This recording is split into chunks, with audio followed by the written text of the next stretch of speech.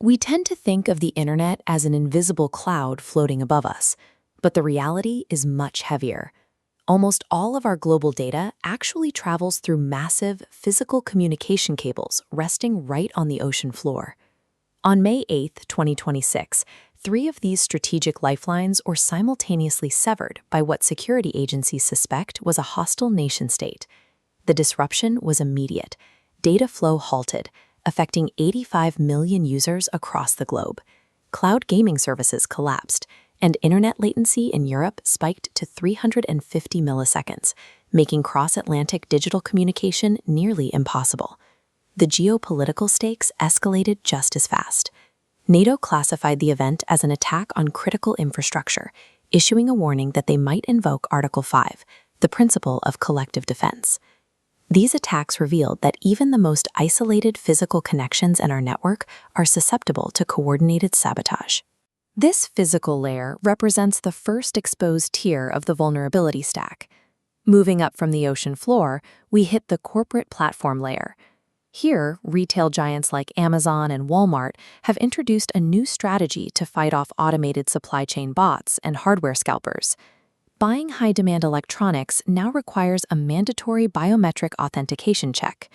You have to upload a facial photo, a fingerprint scan, and a government-issued ID, which an AI system then cross-references with federal databases before allowing a single purchase. Looking at this bar chart of the secondary market, we see the immediate consumer impact. Within 48 hours of the policy taking effect, the price for an RTX 5090 graphics card dropped from $2,500 down to $1,250.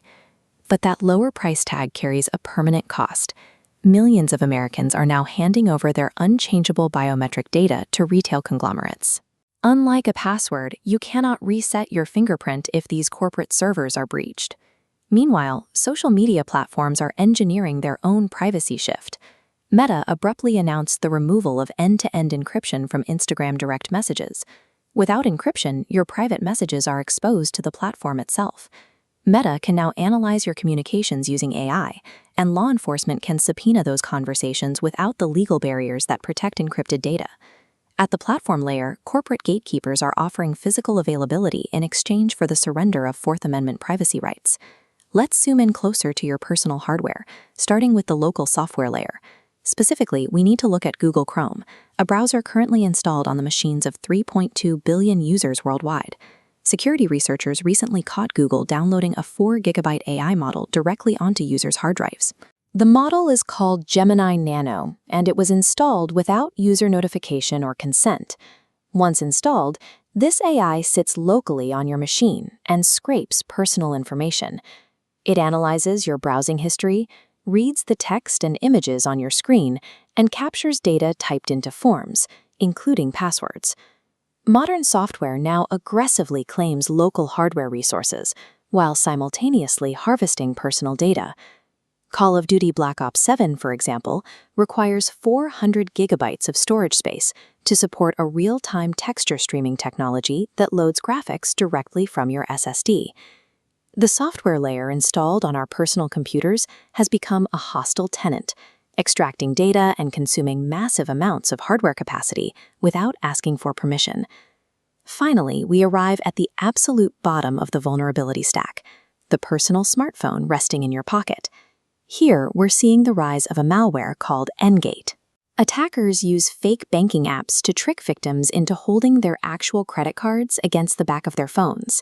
This triggers a wireless scan that steals the card's physical NFC data. The financial damage from these pocket-level exploits is significant.